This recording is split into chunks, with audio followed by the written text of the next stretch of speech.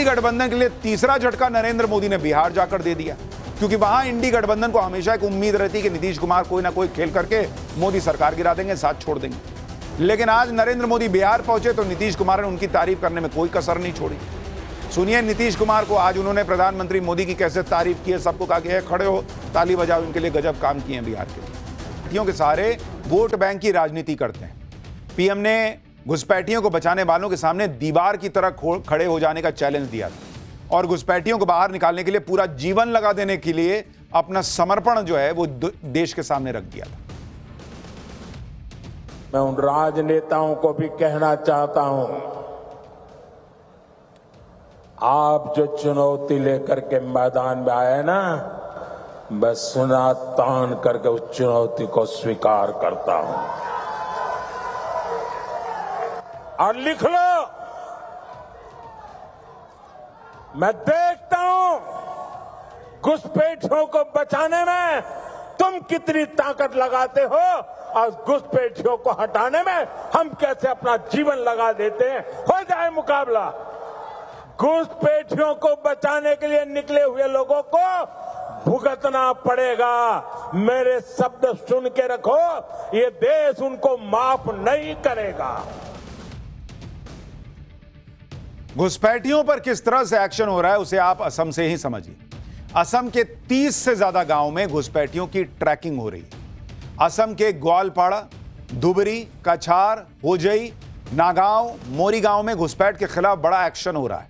यहां हजारों बीघा जमीन पर घुसपैठियों का कब्जा हो गया था। अवैध घुसपैठियों से अब तक हजारों बीघा जमीन खाली करवाई गई। असम में लगातार घुसपैठियों को पकड़ के वापस भेजा जा रहा है। 30 जुलाई को श्रीभूमि जिले से 7 घुसपैठियों को बांग्लादेश भेजा गया। 28 जुलाई को श्रीभूमि से ही 20 अवैध बांग्लादेशी वापस भेजे गए। 8 सितंबर को 18 लोगों को वापस बांग्लादेश भेजा गया। 12 सितंबर को 39 अवैध घुसपैठियों को बांग्लादेश भेजा गया। कुछ सूत्रों का तो कहना है कि बड़ी संख्या में लोग भेजे गए हैं। ये तो ऑफिशियल डेटा है और अनऑफिशियल डेटा इससे भी बड़ा है, ये सोर्सेस कह रहे हैं। घुसपैठियों की इसी समस्या को खत्म करने के लिए पीएम मोदी ने हाई पावर डेमोग्राफी मिशन की शुरुआत की है और पीएम मोदी जानते हैं कि घुसपैठिए देश की सुरक्षा के लिए कितना बड़ा खतरा है। सुनिए एक बार फिर आपको बताता हूं कि देश के लेवल पर क्या एक्शन हो रहा है। साथियों, भाजपा की सरकार घुसपैठियों को देश के साधनों संसाधनों पर कब्जा नहीं करने देगी। ये घुसपैठिए हमारी माताओं, बहनों, बेटियों के साथ अत्याचार करते हैं, ये नहीं होने दिया जाएगा। घुसपैठियों के माध्यम से बॉर्डर के इलाकों में डेमोग्राफी बदलने की साजिशें चल रही है। ये राष्ट्रीय सुरक्षा के लिए बहुत बड़ा खतरा है। इसलिए अब देश में एक डेमोग्राफी मिशन शुरू किया जा रहा है। सिर्फ असम ही नहीं, देश में भी लगातार घुसपैठियों के खिलाफ एक्शन चल रहा है। जैसे अगर आपको बताऊं, ऑपरेशन सिंदूर के बाद सिर्फ मई के महीने में 2000 घुसपैठियों को वापस भेजा गया। इस साल जुलाई तक बांग्लादेश से भारत आने की कोशिश में 1372 लोग पकड़े गए। इतना ही नहीं, इस साल जुलाई तक बीएसएफ ने 3536 लोगों को बिना दस्तावेज के पकड़ा। 2024 में बांग्लादेश से भारत में घुसने की कोशिश कर रहे 2425 लोग भी पकड़े गए थे। साल 2024 में 1049 लोग बिना वैध दस्तावेज के पकड़े गए थे। यानी बड़े लेवल पर इसे मिशन मोड में आगे बढ़ाया जा रहा है। भारत की तरह ब्रिटेन में भी लोग घुसपैठियों से परेशान हो गए। मतलब ये सिर्फ भारत की बात नहीं है। आपको तस्वीरें दिखाता हूं लंदन में, जिस तरह से शनिवार को घुसपैठियों के खिलाफ ऐसा प्रोटेस्ट हुआ सड़क पर, जैसा ब्रिटेन के इतिहास में कभी नहीं हुआ। लाखों लोग लंदन की सड़क पर उतर आए। सिर्फ लोगों के सिर ही सिर दिख रहे हैं, इतना जन सैलाब था। और ऐसा जन सैलाब लंदन की सड़कों पर पहले कभी नहीं दिखा। लंदन के लाखों लोग नारेबाजी कर रहे थे कि घुसपैठियों को बाहर निकालो। दरअसल ब्रिटेन में अवैध अप्रवासियों की आबादी बहुत तेजी से बढ़ रही है, जिससे वहां के स्थानीय लोग परेशान हो गए भाई कि वीजा लेके कोई आ रहा है, काम कर रहा है, समझ में आता है ये अवैध अप्रवासी क्यों आ रहे हैं भाई।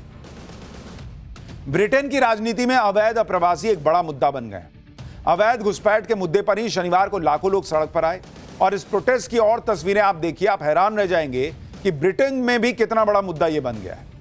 जहां तक आप देखिए बॉस, पूरा एरिया भरा हुआ है लोगों से। और आमतौर पर लंदन में इस तरह के प्रोटेस्ट नहीं होते। आपको सेंट्रल लंदन में टेम्स नदी पर बने ब्रिज के ऊपर प्रदर्शनकारियों की तस्वीर दिखा रहा हूं। ये देखिए, ये टेम्स नदी है और ऊपर ब्रिज पे भाई साहब पूरा कचाकच भरा हुआ है। एक समय तो डर लगने लगा कि कहीं ब्रिज ही ना गिर जाए, इतने लोग आ गए प्रदर्शन करने। प्रदर्शनकारियों के हाथ में ब्रिटेन और स्कॉटलैंड के झंडे थे। इन लोगों की सिर्फ एक डिमांड है कि अवैध अप्रवासियों पर लगाम लगाओ। घुसपैठिए उनके संसाधनों पर कब्जा करते जा रहे हैं और इसे बर्दाश्त नहीं किया जा सकता। अवैध घुसपैठ के खिलाफ प्रोटेस्ट हो रहा था तो उसी समय स्टैंड अप टू रेसिज्म नाम से एक अलग प्रदर्शन शुरू कर दिया कुछ लोगों ने। ये लोग नस्लवाद के विरोध और प्रवासियों के समर्थन में थे। इसी वजह से कई जगह दोनों समूहों के बीच झड़प हुई। प्रदर्शनकारियों और पुलिस के बीच भी कई जगहों पर भिड़ंत हुई, जिसमें 26 से ज्यादा प्रदर्शनकारी घायल हुए। कई पुलिसकर्मियों को चोट भी लगी। आखिर इस प्रोटेस्ट के जरिए लंदन के लोगों ने क्या मैसेज दिया और इस प्रोटेस्ट के पीछे किसका दिमाग था, अब आपको यह बताता हूं। लंदन प्रोटेस्ट को यूनाइट द किंगडम नाम दिया गया। Anti immigration leader Tommy Robinson ने इसे लीड किया था।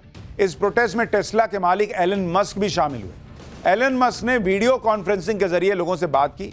प्रोटेस्ट के दौरान ब्रिटिश पीएम के खिलाफ भी नारे लगे। मस्क ने प्रदर्शनकारियों से कहा, या तो आप लड़ेंगे या मरेंगे। मस्क ने संसद भंग करके सरकार बदलने तक की बात कह दी।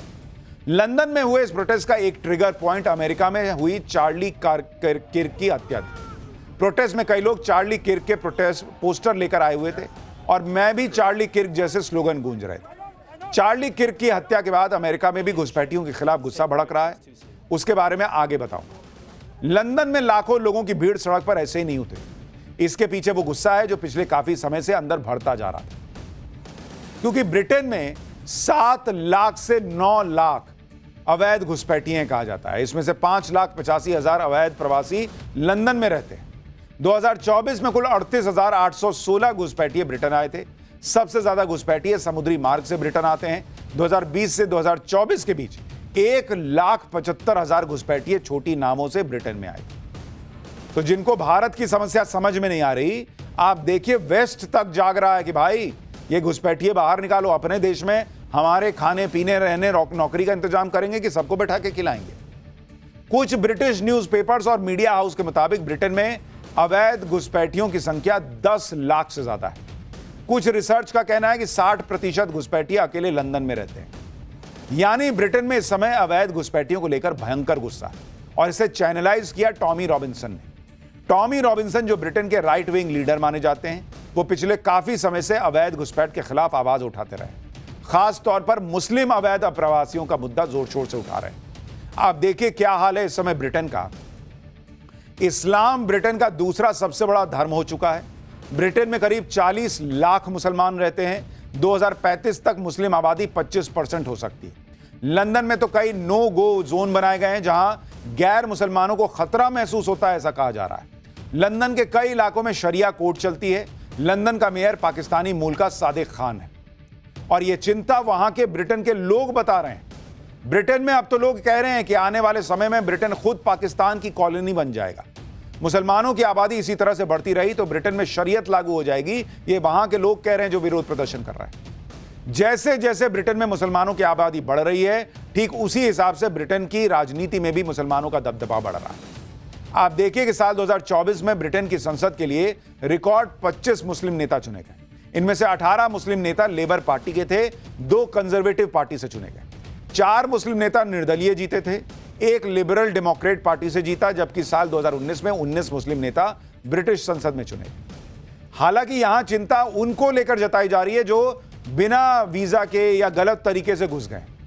जो वीजा के साथ हैं, तरीके से हैं, उनको लेकर चिंता नहीं जताई जा रही। ब्रिटेन की ही तरह अमेरिका में भी अवैध घुसपैठियों के मुद्दे पर हंगामा मचा हुआ है। अमेरिका में पहले ट्रंप के करीबी चार्ली किर्क की हत्या हुई। चार्ली किर्क अवैध प्रवासियों के खिलाफ लगातार बोलते थे। इस घटना को असर लंदन प्रोटेस्ट में भी दिखाई दिया।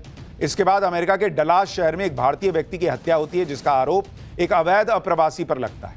इस घटना से अमेरिका में अवैध प्रवासियों पर एक्शन की मांग तेज होने लगती है। पूरी घटना क्या थी भाई? 10 सितंबर को भारतीय मूल के मोटल कारोबारी नाग मलैया की हत्या हो जाती है। हत्या का आरोप 37 साल के योडानिस कोबोस मार्टिनेज पर लगा। आरोपी मार्टिनेज भारतीय मूल के नाग मलैया के साथ काम करता था। टूटी हुई वॉशिंग मशीन को लेकर दोनों के बीच विवाद हुआ। नागमलैया ने मार्टिनेज को मशीन इस्तेमाल नहीं करने के लिए कहा था।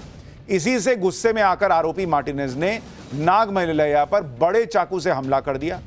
नागमलैया की पत्नी और बेटे के सामने उसका पूरा सिर काट के अलग कर दिया बॉस।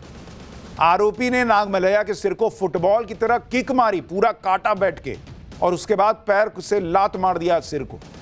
आरोपी मार्टिनेज को पुलिस ने घटना के बाद गिरफ्तार कर लिया है। मार्टिनेज क्यूबा का है और अवैध तरीके से अमेरिका में घुसा हुआ था। मार्टिनेज पर पहले भी कई आपराधिक मामलों में गिरफ्तार होने का आरोप है। डलास में हुए हत्याकांड के बाद ट्रंप भड़के हुए हैं। हत्या का आरोपी अवैध घुसपैठिया है और अवैध घुसपैठियों के खिलाफ ट्रंप सरकार पहले से अग्रेसिव है। इस घटना के बाद ट्रंप ने घुसपैठियों के खिलाफ एक्शन का ऐलान भी कर दिया।